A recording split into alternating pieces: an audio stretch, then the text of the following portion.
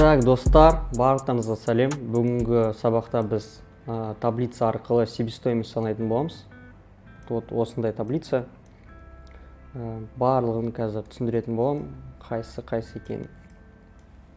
Қараңыздар, получается, мына жаққа наименование дегенде біз товардың атын жазатын боламыз. Мысалға біз қазір жаңадан товар сатайын деп жататын болсақ, біз мына жаққа мысалға мельница, содан кейін мысалға стакан деге, там набор, мысалға набор чашек дек. Содан кейін мысалға там ковер дек, мысалға осы үш разный товар просто между собой салыстырамыз. Қайсын сатқан выгодно, қайсын невыгодно. Дальше біз анализ жасап, біздің конкуренттеріміз қандай бағамен сататынын қараймыз, да, то, что мельница, мысалға, біздің конкуренттеріміз, на жерде, получается, цена до дегеніміз, это мынау. Мысалға, вот на жердегі баға сызылып тұрған, а потом скидка береді, адамдар осындай бағамен сатады. То есть, на жерде, мысалға, біз көреміз, да, то, что біздің конкуренттер мельницаларды давайте 150 рубльмен сатады деп айтайық. Потом набор чашек, мысалға, біз сатайын деп жатқан бір чашкалар таптық, барахолкада, немесе Қытайдан 1850 рубльге сатайын деп жатыр. И осындай, мысалға, ковер сатқымыз келеді, кішкентай дәретханаға. Ол, мысалға, біз анализ жасадық, біздің конкуренттеріміз сатады, да, например, осындай бағамен. И дальше бізге санау керек вообще, бүкіл себестоимость. То есть, мельницадан қанша пайда табамыз, набор чашықтан, ковердан. То есть, осы жерде біз не істейміз? Басында, мысалға, бізді әлі іздемедік дейікші, закупочная цена, біз базарға әлі бармадық. То есть, басында біз мынаны білмейміз дейікші, закупочная цена плюс доставка дегеніміз, оптом біз қандай бағадан аламыз. Мысалға, базардан біз товарды оптом 1000 теңгеге алатын болсақ, рубльге айналдырып осында жазамыз. То есть, закупочная цена плюс доставка дегеніміз, мысалы, Қытайдан заказ берсем, мен мына жаққа сразу доставкасымен бірге есептеймін, да, мысалы, Қытайдан заказ бердім, осы мельницалар 500 теңге тұрады, а потом 100 заказ бердім, и доставкаға маған 100 000 теңге кетті. То есть 100-ды аламын да, потом, то есть содан кейін 100 000-ды аламын да, 100-ге бөлем. То есть менде бір мельницаның доставка Алматыға алып келу үшін 1000 теңге кетті. Еще товардың бағасы 500 теңге, то есть 1500 теңге. То есть 1500 теңгені рубльге айналдырамын. Жазам осын, 1500, 193. 194 деп жасақ, 194 деп жаздым. Вот осылай жасаймын. Но басында біз, например, әлі білмейміз, қанша тұратынын әлі іздемедік дейікші. Басында, вот қараңыздар, упаковка, пакеты, пупырка, коробки, шка, скотч. Қараңыздар, на жерде, в принципе, өздеріңіз упаковать еткіңіз келсе, осы упаковканың барлығын қаншаға аласыз, соны жазасыз. То есть, бір товарға қанша кететінін. То есть, мысалға, әр товарды әртүрлі ғой, мысалға, мельницаны, немесе чашканы, особенно коробкаға по-любому упаковать ету керек. Себебі ол жолда сынып қалады. Оны дұрыстап упаковать ету керек. Ішінде андай пупырчатый пленка бар ғой, сондай атылатын, сондайлармен жарылатын, сондайлармен упаковать ету керек. Оған мысалға бізге көбірек ақша кетеді, чем мысалға коверға. Ковер, в принципе, ол сынбайды, ештеңе оған болмайды. Сыртынан просто там кір болып қалмау үшін жақсы бір қатты пакет керек болды. И вот дәл осылай санаймыз, қанша кететін әр товарды упаковать етуге. Бір товарға қанша кететін. Мысалға біз оптом коробкаларды 500 теңгеден алсақ, 1000 штугын. То есть бір наборды упаковать етуге бізге бір коробка кетеді 500 теңге. И содан кейін андай пупырчатый пленка метр 200 теңге болса, набор чашыкты упаковать ету үшін метр жететін болса, то есть 500-200-ге қосам 700, то есть 700 теңге менде упаковка. 90 рубль. Кейде мысалға сіздер уже аласыздар ғой поставщиктерден, оларда уже барлығы жақсы упакованный болуы мүмкін. Ол жақта мысалға на жерге ештеңе толтырмақ қойсақ болады. Бірақ на жерде мен не толтырам. Немесе мысалға сіздер уже поставщиктан алғанда ол уже жақсы упаковкада болуы мүмкін. В принципе, упаковкаға қатты ақша кетірмейсіз, да, солай да істеуге болады. доставка до ФБС дейді. То есть мына жерде мен жазамын складқа товарды апару үшін қанша теңге кететінін. Мысалға қазір Алматы склады өте алыс, да, и оғаны мысалға таксимен жібересіз ба, немесе машинамен өзіңіз апарасыз ба. То есть қанша таксимен жіберуге қанша ақша кетеді, соны санау керек. Но негізі мен рекомендация, лучше фулфилментпен жіберген. Фулфилменттар мысалға сразу упаковать етеді и сразу складқа апарып береді. Ол кезде мысалға нан барлығын толтырып керек емес, просто фулфилментқа айтасыздар. Вот қараңыздар, менде товар мельница, ұзындығы осындай, ені осындай, высота осындай, вес осындай, қанша болады упаковать етіп беру деп. И олар сразу сізге упаковкасын бағасын айтады, и сразу айтасыз, и доставка входит или нет. Егер де я десе, то олар сізге сразу бағасын айтады. Ну, примерно, да, 50 рубль шығу мүмкін. Сразу упаковкасымен барлығымен бірге. Набор чашек мысалға, тоже олар айтады, да, вот сізге пупырчатый керек, пленка деп, коробка алу керек деп. И тоже мысалға олармен упаковка 150 рубль шығу мүмкін. Сразу доставкасымен бірге. И ковер мысалға тоже мысалға 80 рубль. Просто вот фулфилменттің контактылары болады сіздерге. Соларға просто жазасыздар. Вот мынаның упаковкасы қанша тұрады, апару қанша тұрады, соның барлығын бірге қосқанда, то есть мына екеуін, в принципе, егер де өзіңіз упаковать етіп, өзіңіз жіберетін болса, мынаны отдельно толтырасыз, фулфилмент болса, сразу фулфилментқа жаза саласыз. Мына жерде логистика до склада дегеніміз, мысалға, сіздер 194 рубльға базардан оптым алдыңызда, и потом оны фулфилментқа апару тоже ақша ғой. Мысалға 5000 теңгеге апардыңыз, 50 товарды 5000-ді 50-ге бөлеміз, қанша 100 шыға ма, сол 100 теңге әр товарға қосылу керек, тоже себестоимость, потому что егер де біз санамасақ, білмейміз, да, біз минусқа жұмыс істеп жатырмыз да, плюсқа жұмыс істеп жатырмыз. Вот мысалға мұнда 20 рубль кеттік дейік, мына жерде 25 рубль кетті дейік, фулфилментқа жеткізу үшін. Сосын қараңыздар, платная приемка деген зат бар. Платная приемка дегеніміз, ол, сосын қараңыздар, платная приемка деген зат бар. Платная приемка дегеніміз, қазір складтар загружены ғой вообще. Тем более, вот ноябрь, декабрь, солай болады всегда. И Wildberries айтады, қазір складқа просто товарды қабылдауының өзі 30 рубль немесе 15 рубль деп айтады. Оны әрдайым сіздер қарап отыру керексіздер, қанша рубль екенін. Ол жаңалықтарда новостьтен оқисыз, ол ауыса береді всегда. И оны обязательно қарап отыру керек. И калькуляторда тоже қарасаңыздар болады. Аналитиканың ішінде калькулятор тариф, да? Комиссия логистика хранения, соның ішінен қарасаңыз болады. То есть қазір мысалға 15 рубль, да? Әр товарды қабылдау просто 15 рубль тұрады. Мынау қараңыздар, егер де мен ФБС-пен жұмыс істесем, то есть менде сатып алатын бағам мынау, мысалға набор чашек мысалға 495 па? 495 рубль қанша болады? Ну вот, например, 4000 теңгеге, да, мен оптым алам. Потом мынаны мысалға 700 рубльге оптым алам. Потом қараңыздар, процент выкупа деген бар. Мынаны негізі МПСТАС деген программадан қарайды. Вот қазір менде МПСТАС ашылып жатыр. И мына жерге мен мельница деп жазам. Да, вот мысалға мен конкурентімді қараймын. Вот мынау, да, мысалға менің конкурентім. Осының артикулын копировать ету керек та маған. И мына жерге поиск товары дегенге қоям. И сол кезде ол маған вообще мельницалардың процент выкупасын көрсетеді.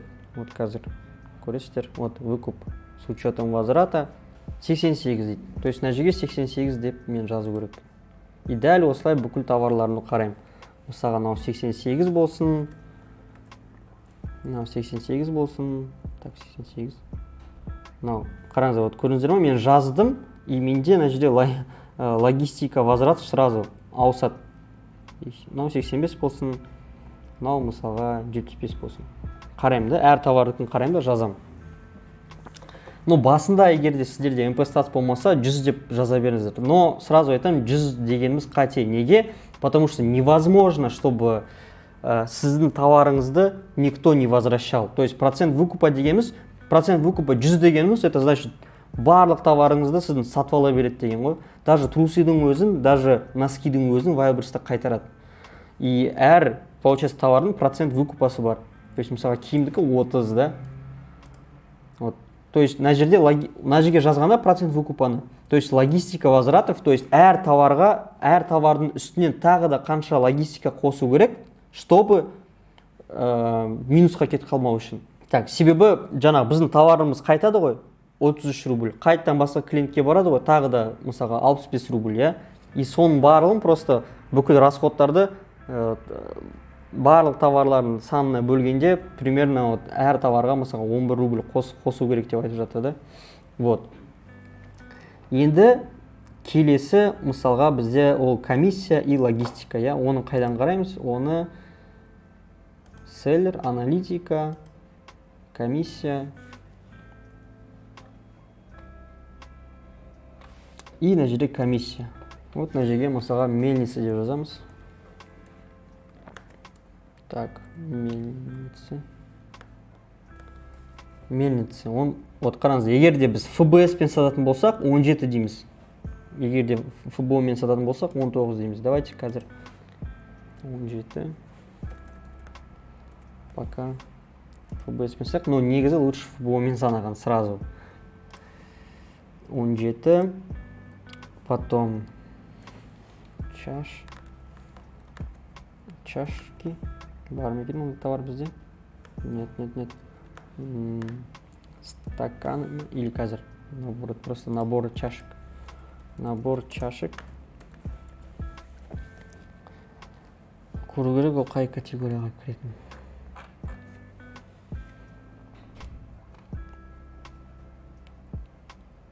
Чашки для чая. Чашки для чая. Такс. Біздің бір ботқа экхедсқа қояйық. И ол бізге категориясын көрсетеді оны.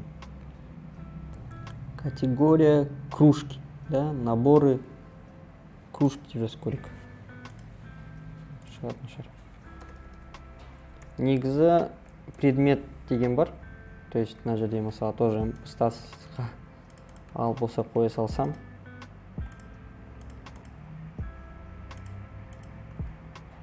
Ол маған мына жерінде сразу предметін көрсетеді. Посуда, инвентарь, кружки, вот тоже 17 дейді ФБС. Ага. Так, и вот мына жерде вот мысалы предмет дегенді қараймын.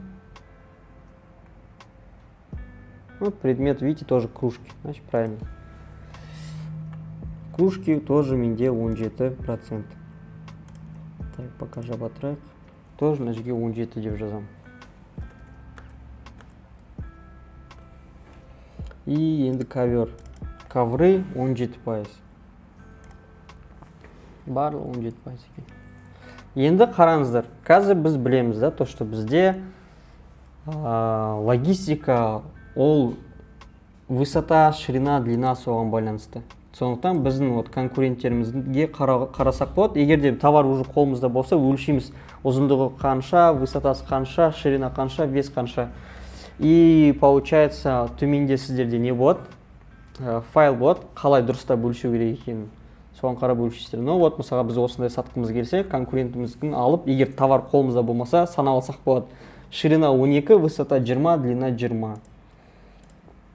Просто потом сосын fulfillmentқа айту керек тоже. Осындай упаковка жасап бер деп. 12, 20, 20 болатындай. Сондай коробкалар бар ма деп. Так, енді аламызда, мына жерде калькулятор тарифов дейді. Видите, логистика, вот, хранение дейді. И приемка дейді. Стоимость приемки. Вот көрдіңіз, стоимость приемки ФБО-ның заттарын поставкадан қараңыздар дейді. Вот, пока жазылмаған. Но поставканы создавать еткенде мен сіздерге көрсететін боламын, қанша болатын. Так, келесі калькулятор тарифов, то есть мына жерге жазу керек енді маған. Так, ширина 12, длина 20. 20, 12, 20, 0.75. Все, рассчитать. И қай складпен сатам, соны жазам. Но біз қазір ФБС санаймыз. То есть егер де мен товарым Калединада болса, Калединамен сатайын десем 58 деп жазу керек. Ой, точнее 73 деп жазу керек. Менде қазір вот склад поставщика везу на склад ВБ 55. То есть 55%. Ой, 55 рубль логистика. 55 деп жазам. И дәл осылай әр товардыкін тоже мен қарау керекпін. Ой, точнее, мен мына жерде чашканыкі мынау. Мельница басқа. Мельница, например, там длина 20, ширина 5 болсын, высота 5 болсын, осылай дейік. Ну, кішкентай товар, қатты үлкен емес. Рассчитать. И тоже қараймыз. Тоже 55 рубль. Тоже 55 рубль. И ковер мысалға бізде ол вообще андай болсын. Ұзындығы 100 метр, ширинасы 20 и высотасы 10 мысалға. Сондай болсын. Вес мысалға 1 килограмм. Рассчитать. И сол кезде бізде уже, вот видите, 138 рубль доставка. И вот тоже мынанда жазам, сразу өзгереді сандар 138. Все. Енді қараңыздар. То есть мына жерде мен уже маржа, то есть әр товардан маған өзі санап беріп жатыр. Қанша табатынды көрем. Негізі жақсы товар это когда вот мысалға менің бүкіл расходтарым, мынауға менің бүкіл расходтарым. Закупочная цена. Это вот мысалға менде сумма 272, то есть 194, наны барлығын қосқанда 272 шығады. И менде мына жерде 284 шығып тұр. Значит, товар жақсы. Бірге бір көріп тұрмын деген сөз ғой үстінен. Енді мысалға мына жерде наны қарайық. 287. Вот мынау товар тоже жақсы. Егерде мен оны осындай бағалармен тапқанда 187. Вот. Енді мысалға мынаны қарайық. Мында мысалға қанша 820 рубль кетеді, и тек 244 рубль. То есть мен мұндай товарды мысалға сатпайтын едім. Мына жерде мен бірге бір көріп тұрмын, вот осындай товарларды сатқан дұрыс. Сондықтан да достар, әрдайым товарды салардың алдында бірінші санап алыңыздар. Вообще сізге бұл товар прибыль әкеле ма, әкелмей ма? То есть әкелмейтін товарды, прибыль әкелмейтін товарды, маржасы аз товарды вообще салып та керек емес. Себебі достар, мынау бізде әлі таза пайда емес қой. Я, можно сказать, әлі грязная маржа, да? То есть әлі біз бұл жерден рекламаға біз қанша ақша кетіреміз, соны азайту керекпіз. Фотоға қанша ақша кетіреміз, соны азайту керекпіз и так далее. То есть мына жақта количество қанша штук біз сатамыз, да, айына. Жазамыз мысалға. Мынадан 100 деп, мынадан мысалға 200 деп. И осы жерге тоже уже жазсақ болады. То есть мынаны жазбаймыз. Контент мысалға мынаның фотосын түсіру үшін. Обычно, ну, мен просто фотоны студияда жасаймын. И фото видеосымен бірге маған 35 мың теңге кетеді. То есть 4500 рубль жазам, да? 4500. То есть мен просто вообще фотоға ақша аямаймын, себебі фото мен видео ол бізде товарды сатады. Так, и дальше вот мына жерде уже мен мысалға выкуп сабағында мен сендерге түсіндіретін боламын. Қанша выкуп жасайтынымыз да, примерно, и осылай жазамын да, мынаған 30 выкуп жасаймын деп, мынаған 40 жасаймын деп, мынаған 10 выкуп жасаймын деп жазам. И ол маған уже шығарып береді. То есть продвижение в месяц, айына вот осыншама выкуп жасағанда осынша ақша кетіресің деп. Так, и қараңыздар, осы жерде получается, соңында уже менде әр товардан қандай выручка шығатынын көрсетеді, и таза пайда, әр товардан қанша таза пайда болатынын көрсетеді. Егер де мысалға продвижение жасамайтын болсаңыздар, просто мынаны алып тастай саласыздар, и все. Бірақ мына жерде потом ұмытпаңыздар, осылай алып тастағанда формула кетіп қалады сіздерде. Бірақ содан кейін ұмытпаңыздар, алып тастағанда сіздерде формула кетіп қалады. Мына жерде Excel-де вот көрдіңіз бе, осындай плюс болып тұр, бірақ содан кейін осындай қара плюс болады. Үстіге көтерсеңіз, формулалар қайтадан орнына келеді. То есть вот таза пайда осындай товарлардан болады. Да, и осы таблицаны сосын әр товарға қолдана берсе болады, мысалға копировать етіп бұл таблицаны мысалға мельницаға бөлек, ФБС пен сатқанда қанша пайда болатын, ФБО мен сатқанда қанша пайда болатын. Вот мысалға давайте қазір мельницаны ФБО мен сатқанда қанша пайда болатын қарап көрейік. Вот мысалға 85, да, скидка 750-194 рубльге мен сатып алам. Так, мынаны алып тастайын. И, например, fulfillment просто мынаны маған упаковать етіп беру үшін доставкасыз, мысалға, потому что FBS-қа доставка істеп керек емес қой. Мен FBO-ға просто fulfillment-қа берем, олар маған упаковать етіп береді, и FBO-ға жіберейін деп жатырмын. 40 платный приемка, мысалға, бұл өзгереді негізі, но мысалы поставки дегенге кірем. Создать поставку, добавить ручную, и осының арасынан вот мысалы мельницаны таңдадым, 100 деймін. Ну, негізі ләжері любой товарды таңдай салсаңыз болады, потому что бүкіл товарға пока приемка бірдей. То есть, ол жерде анау габариттарына қарамайды. Тек қай складқа апарасыздар соған байланысты. Вот мысалы Каледина. Далее деймін. И вот мына жерде қараңыздар, қай күні мен апарайын деп жатырмын, соған байланысты маған көрсетеді. Мынау күні тегін ба, тегін емес па. Егер де мен 30 күні уже складқа тапсыратын болсам товарды, то есть 100 товарға менен 1500 рубль алады. Ол дегеніміз 15 рубль. То есть мұнда 15 деп жазам. А егер де мен мынау басқа күні, 2 күні апарсам, то тегін. Ол кезде мен мына жерде ештеңе жазбаймын. Тегін, все. То есть мына жерде 88% выкупа менде. Ол кезде уже бірақ менде мына жерде аналитика, комиссия, тарифы, калькулятор тарифов. Так, жаңа 20 дедік, 5 дедік. Так, вот мысалы Каледина складымен жұмыс істейтін болсам, логистика 73 уже. Да, то есть мына жерге 73 деп жазам. И комиссия менде 19. Вот.